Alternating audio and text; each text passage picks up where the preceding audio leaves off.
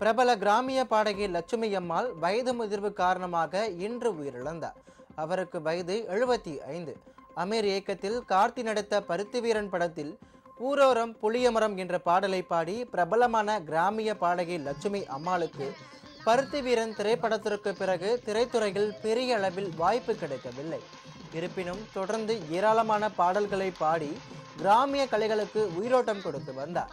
இதனை கௌரவிக்கும் விதமாக இவருக்கு தமிழ்நாடு அரசு கலைமாமணி விருதும் தேசிய தமிழ் பல்கலைக்கழகத்தில் முனைவர் பட்டமும் வழங்கியது.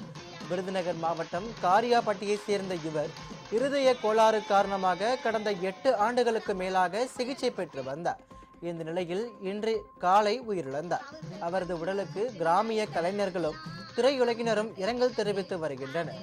கடும் பொருளாதார நெருக்கடியில் சிக்கி தவித்த லட்சுமி அம்மாளுக்கு நடிகர் கார்த்திக் மாதந்தோறும் உதவித்தொகை வழங்கி வந்ததாக கூறப்படுகிறது.